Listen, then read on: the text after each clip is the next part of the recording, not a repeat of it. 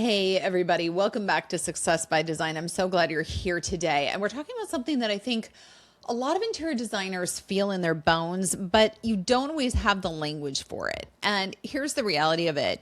You may not have $1 million design business yet, and it's not because you're talented enough. It's not because you're not working hard enough, but it is because your business model is still assuming that you have infinite energy. And that is the problem, because the reality is none of us have infinite energy, and none of us have endless emotional bandwidth, despite what our clients often think. And none of us have an unlimited ability to absorb those client needs and lead a team and make a cajillion tiny little decisions every day while still being creatively brilliant, relationally present. And oh, by the way, you still have to have your own life at the end of the day. Yeah, sound exhausting? It's because it really is. And then at the end of the day, you're also trying to scale into that $1 million design firm, and you're not there and you're wondering why. So many design businesses are built around the assumption that you will always keep carrying the business. And this isn't just true of design. I've seen this in schools. I've seen it in so many arenas where it hinges on a singular person. And we always say, what happens if that person got hit by a bus, or what happens if. Rarely does that happen, thank God. But the reality is, carrying that day after day after day is exhausting, because you always keep solving the problem. You're always smoothing it over. You're always the one who can supposedly hold more. And when that is the model of any organization, but especially a design firm, growth does not feel exciting. Instead, we have this crazy thing happen where everything we'd hoped for in growth all of a sudden feels really, really heavy. And so let's take a minute. If you've ever thought, I want more, but I do not know if I can handle more, this episode is for you. If you've ever looked at your business and thought, why does this still feel so hard when I know I'm really good at what I do? This is the episode for you. And if you've ever quietly wondered whether maybe you're the problem because you can't seem to push any harder than you already are, I want you to hear me for a minute. You are probably not the problem. But what is your business model? And so today we're going to talk about why this happens, what it looks like, what it ends up costing you in many arenas, and how to begin to build a business that does not require you to function like a machine in order to succeed. Because that, to me, is the real conversation behind $1 million business. Not just how to make more, but how to hold and build something that can take on more without breaking you. All right, let's talk about the business that looks fine on paper but feels expensive to live inside. And maybe you can relate to this. And I want to start here because this is where I think a lot of especially women in business live for a really long time. And from the outside, things look fine. You have the clients, you have the projects. I see you. You're in my coaching practice. You have money coming in. Maybe you even have a team. And maybe people in your industry look at you and think, wow, she is crushing it. She has built something really impressive. And don't get me wrong, maybe you have. But privately, maybe your business feels expensive to live inside. What do I mean by that? It's a phrase I keep coming back to. And it's that it looks really good from the outside, but that it is expensive mentally. It's expensive emotionally. It's expensive relationally. It may even be expensive physically, and it's expensive spiritually. It just costs too much of you in every one of these areas to keep it going. Which is why when I say you want $1 million business, so it's getting there, and you think there's no way I could handle $1 million business. It's because we as interior designers are often highly capable women. We can do it. We put our mind to it, we get it done. We're moms and we get it done. We're wives and we get it done. We sit on school boards and we get it done. But here's the thing. We normalize being the one that everybody is coming to. I don't know if you can relate to this, but as I was putting this together, this hit deep at my soul level. We normalize carrying that pressure. We do this by normalizing even our words to say, oh gosh, it's just a busy season. Even when that season has quietly lasted for the last 3 to 5 years. We normalize answering emails at night or reworking proposals on the weekends, maybe mentally designing while making dinner or taking a shower, and always feeling slightly behind even when we are objectively accomplishing a ton by anyone's standards. Here's what is tricky. You can actually build a really successful business this way. And I'm speaking from personal experience. You are a go-getter, that is praised, and you've come this far. And that is kind of what makes this whole topic confusing, because this model works really well, in fact, well enough for a while. And then it doesn't, which we're going to get to. But for while it's working, it gets you your clients, it gets you traction, you can get a reputation, it can even get you money, but it usually cannot get you a really key concept: sustainable scale. Because eventually what's going to happen is your business reaches this upper limit of what your personal capacity is. Not your talent, not your vision, not the market potential. It's just your capacity as a human, albeit a very capable human, but a human nonetheless. And so those are not the same thing, because you may have the talent for a multi-million-dollar business, and you may have the ideas for a $1 million business or multi-million-dollar business. You may even have the demand for that $1 million business. But here's the kicker. If your business is still built around your personal ability to overfunction, which isn't healthy anyway, now all of a sudden your model is capped by your energy long before it's ever capped by your potential. And that, speaking from personal experience, is one of the most frustrating places to be. Because here's the thing, there's no more of you. You know the firm could be more.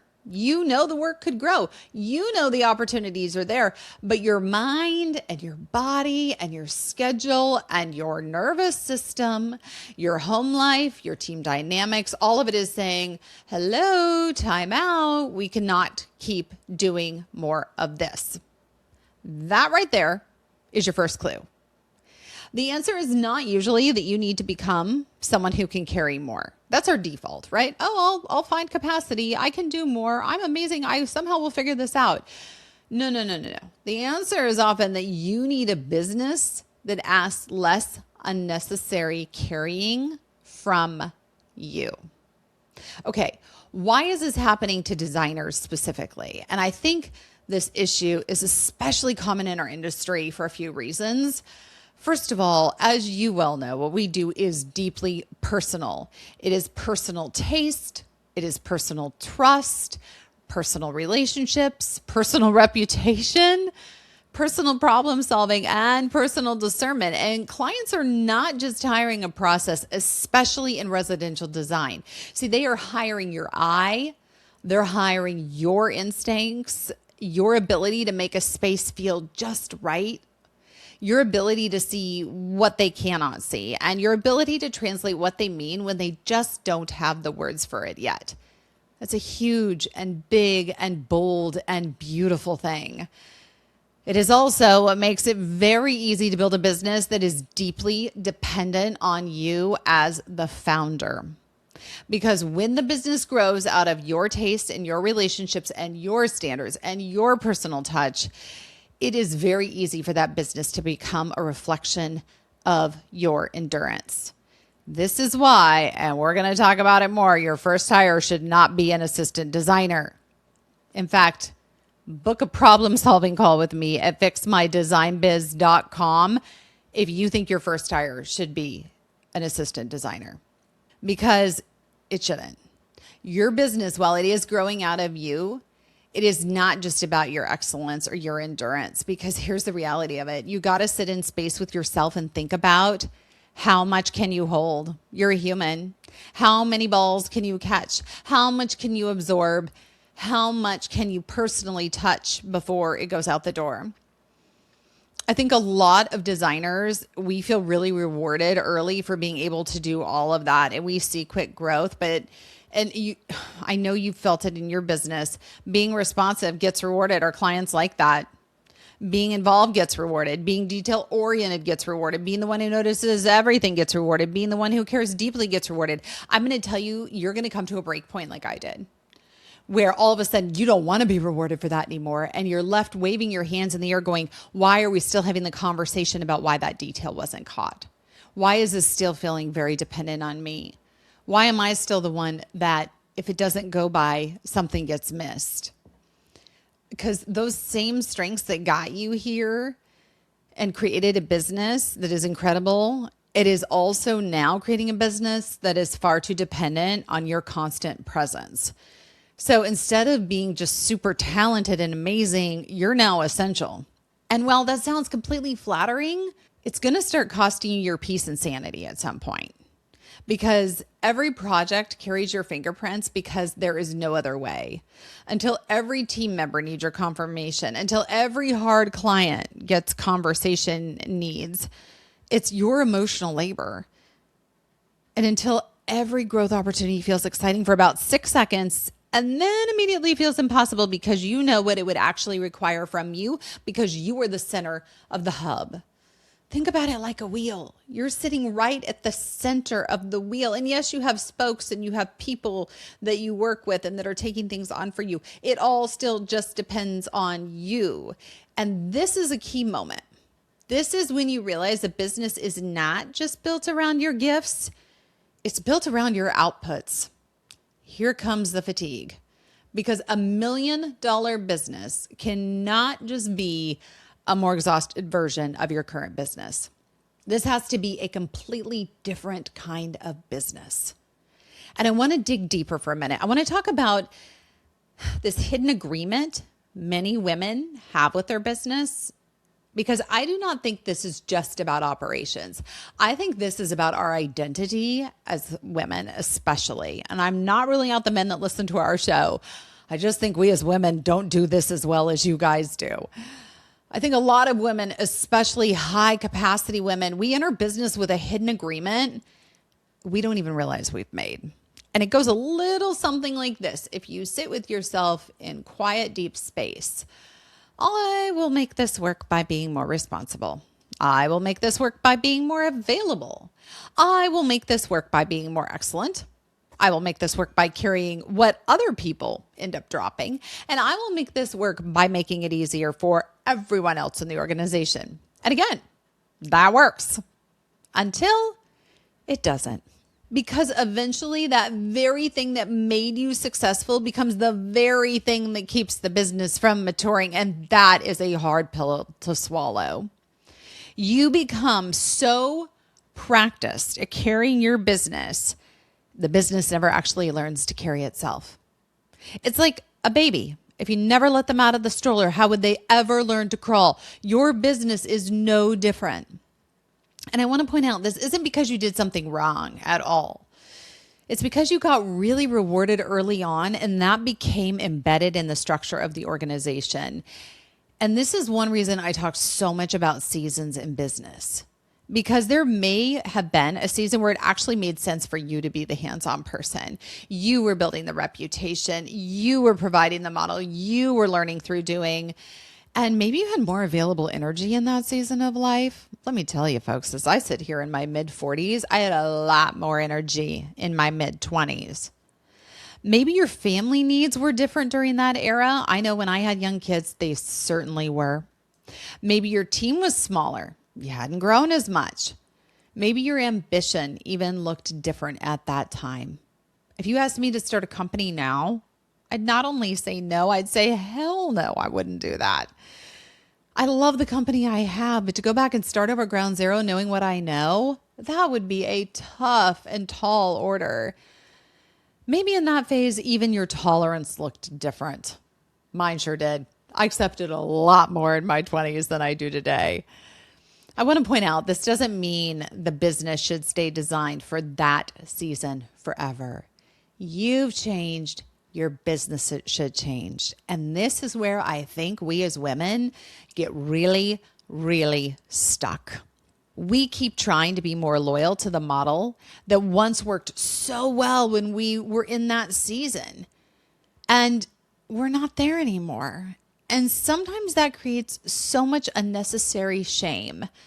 Because instead of saying, this business model no longer fits my current life, my current energy, my current goals, my current capacity, we say, gosh, what's wrong with me? Why can't I keep doing what I used to do forever? Nothing may be wrong with you. You may simply be outgrowing a model that was built for an early version of you and your life. And this is not failure, friends. This is maturity.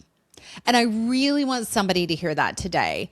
Outgrowing the model is not failure. It is maturity. So if you're listening to this episode and you're saying, well, what does $1 million business actually require? I think we need to tell the truth about what people often mean when they say they want $1 million or a multi-million dollar business. Most of the time, they do not actually mean I want a big number for the sake of a big number. Usually they want something like this. They want a margin. I want breathing room. I want to pay my team well. Maybe it's I want to take home real profit.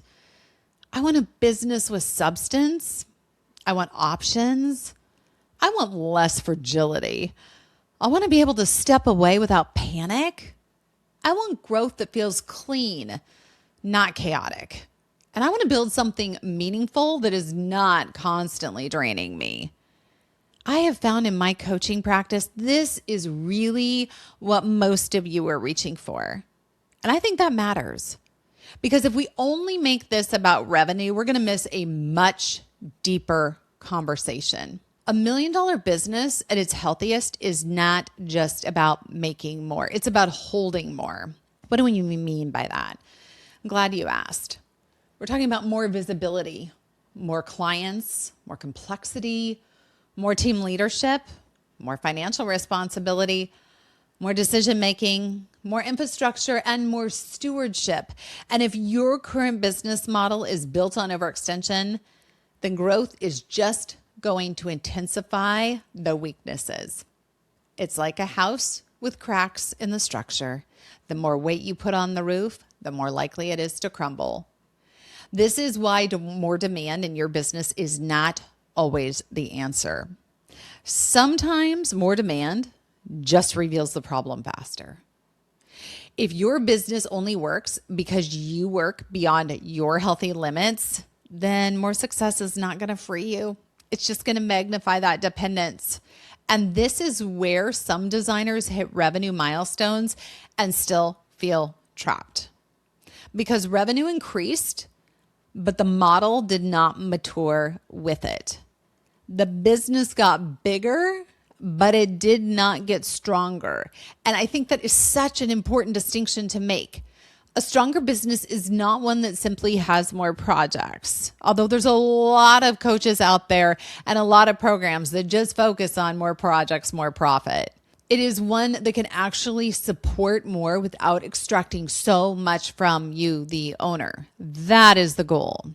Not bigger for the sake of being bigger, but stronger, cleaner, more sustainable, more transferable, and more resilient.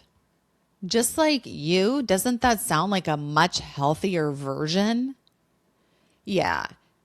The cost of running a business when it is running on your overfunctioning can't be underestimated. And I think sometimes we minimize this because here's the reality, folks. When your business assumes infinite energy from you, there's some big things that I have seen over my years of coaching that tend to happen. First, your decision-making is going to get very noisy. I will tell you, this happened when I was on call after call after call, internally, externally, too many meetings. And my ability to make decisions quickly faded. You know what I did? I went in and I went through my entire calendar and looked at every meeting on there with relentless scrutiny and canceled so many meetings that were not necessary. Because my decision-making ability had become paralyzed by the number of meetings I was in. You are making important decisions, but instead you're making them from depletion. Maybe you're hiring from urgency.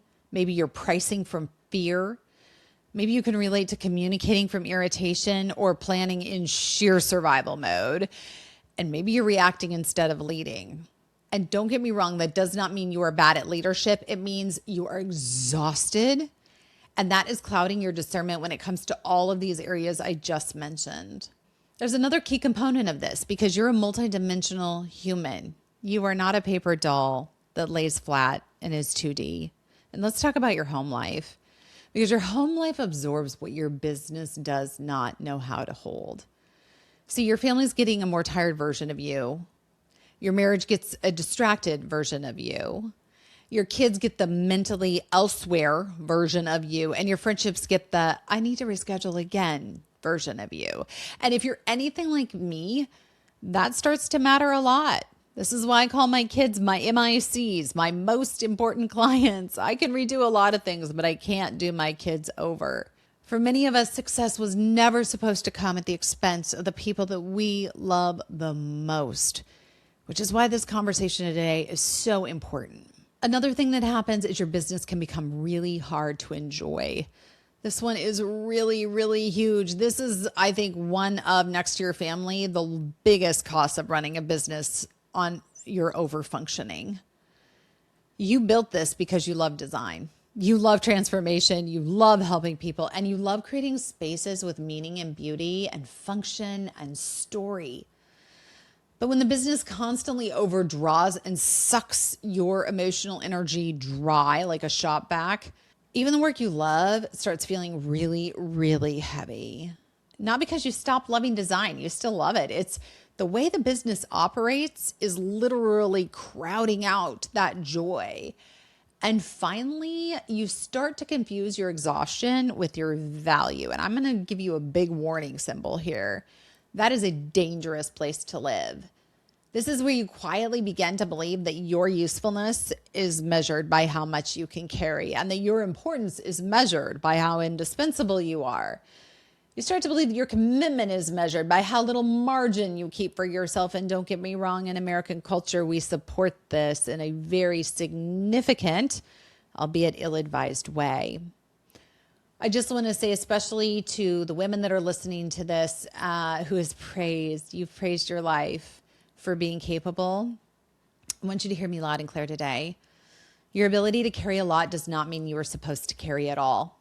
That is not the same thing.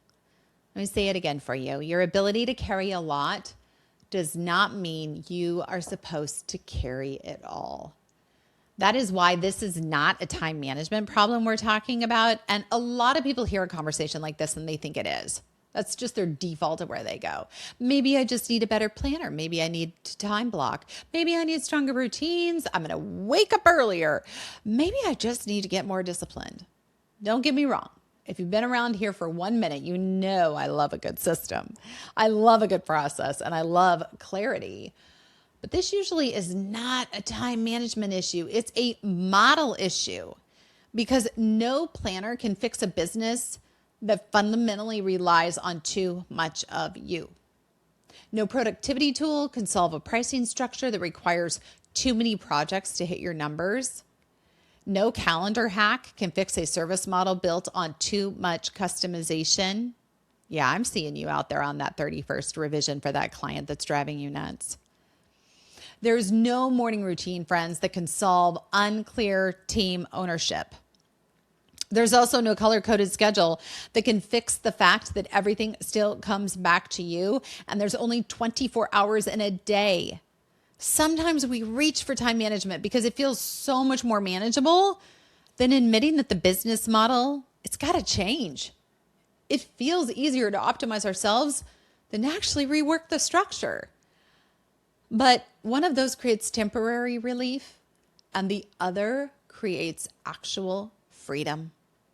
If you want a business that can grow, you have to be willing to look at your model honestly, not just your habits. It's the actual model. How does money come in? How do projects move? How do decisions get made? How are clients guided? How do your teams function? How and what do you only do? What is everyone assuming? What does no one know or own? And what does the business ask of you at every stage of its life cycle? Because when you can start answering those questions, that is where the real work lives. So let's do the real work. Let's talk about it. What does a more mature model actually look like in life? Not perfect, not corporate, not cold, just mature. A mature model knows what it is trying to build. It is not saying yes to everything. And it is certainly not trying to be all things to all people. I swear, every one of you is a people pleaser, and I love you so deeply, but you're dying on the altar of people pleasing. It does understand what kind of work fits your firm, what kind of work actually drains your firm, and what kind of work supports profitable, healthy growth. That's a mature model. A mature model has better boundaries around success because you're not available in the same way for everything. Let's be careful here. It's not because you care less, but it is because unrestricted access is not the same thing as great service. A mature model understands the premium often means clarity, not just customization. A mature model protects your margin. It does not price based on what feels palatable or discount your hours based on, I don't know if I like that number. It prices based on what is required to deliver excellent work without eroding the business underneath it. That mature model also creates something that's almost priceless, and that is repeatable excellence. Not robotic sameness, repeatable excellence. The client experience feels thoughtful. The process feels clear. As Brené Brown says, clear is kind. The handoffs are cleaner. Communication is more defined. Expectations are better set. The firm can deliver a high standard without every single thing requiring your personal reinvention. A mature model also respects the human running it. That matters so much to me. The business should not be built on the assumption that you have no limits, no family, no emotions, no body, no desire for rest, no changing seasons, no need for spaciousness. That is not maturity, folks. That is extraction that will put you into extinction. A healthy business should work for the person building it, not consume you in the process. Don't get me wrong, that does not mean business is always easy. It does not mean that there are no intense seasons because, oh my gosh, when we go through pull furniture season in our firm, that is a thing. It does not mean growth comes without pressure. But I want to be really clear here. It does mean the model itself should not require chronic depletion as the price of success. This is going to require a mindset shift from you. It's here. And I want you to hear me boldly, loudly, clearly, and I want you to gut check yourself. You do not need to become a person with infinite capacity. You do need to become a person who builds with reality in mind. And that is the shift, not the fantasy. That is the reality.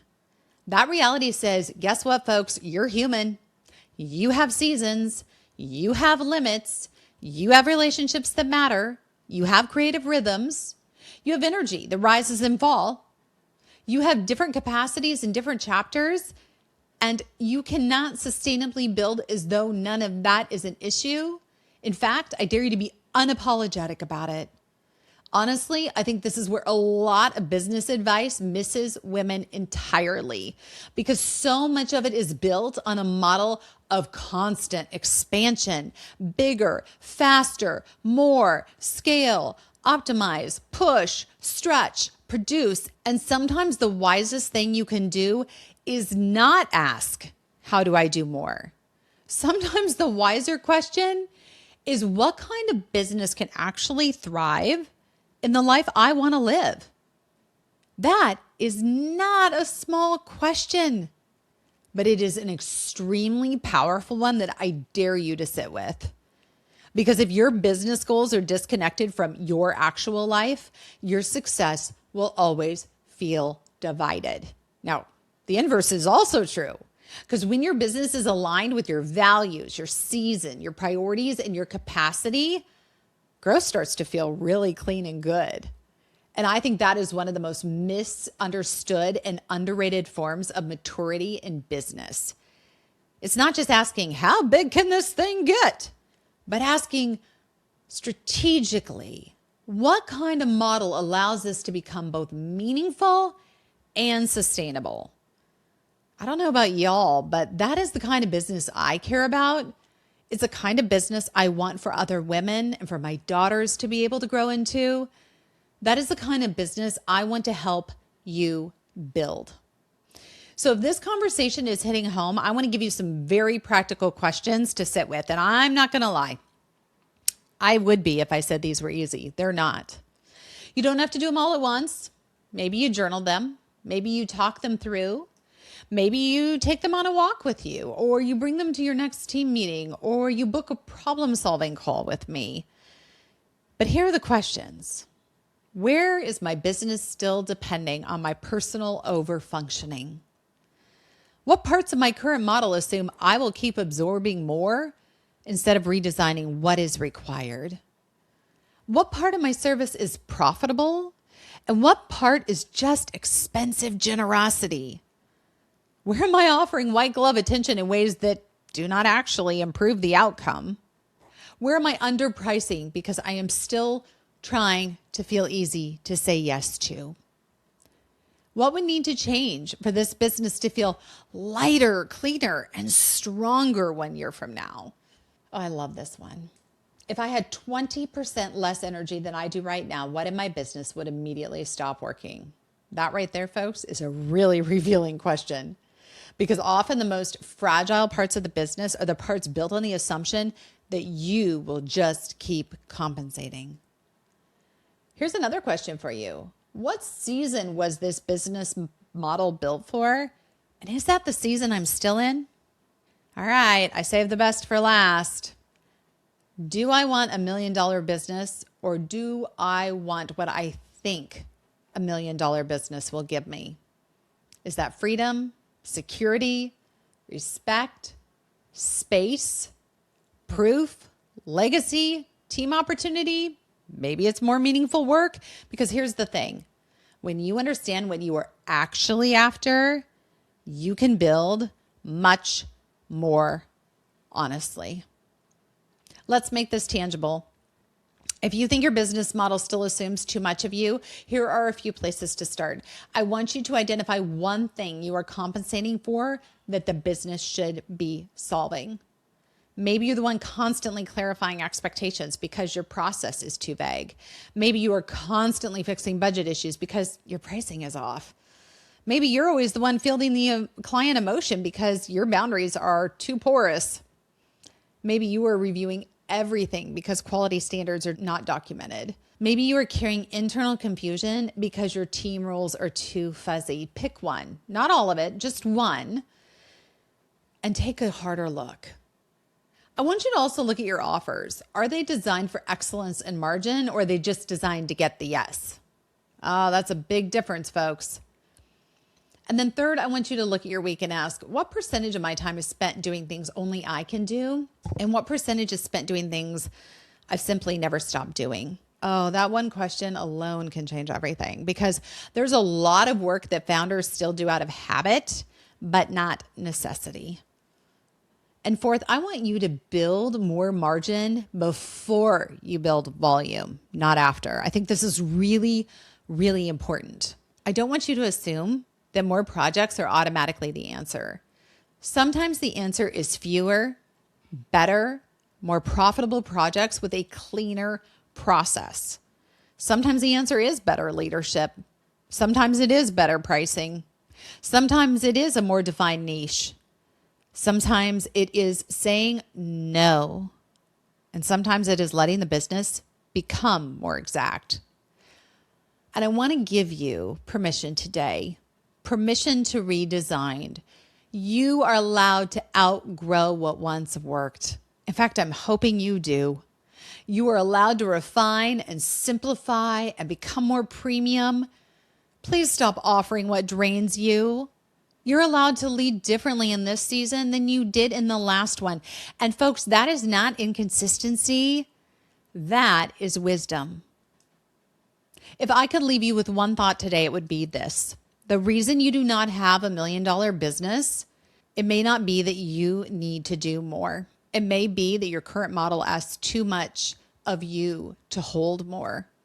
That is a very different problem, and it creates a very different solution. because it's not about more hustle.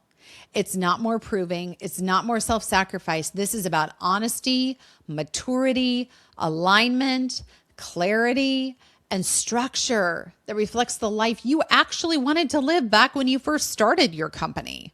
I want to say this too. There is no badge for building a business the hard way. I am not coming to you with a gold star for being the most exhausted founder in the room, and nobody else is either. There's no prize for proving that you can personally carry what a better model should have been designed to support. So if something in you has been resisting more, maybe it is not because you're lazy. Maybe it is not because you lack ambition. Maybe it is because some wise part of you knows that the current structure cannot carry the next level cleanly. Listen to that. Not with fear, but with curiosity. Because that awareness might be the very thing that helps you build differently from here. And if this is the season to redesign, to rethink, to refine the way your business actually works, I want you to know you are not behind.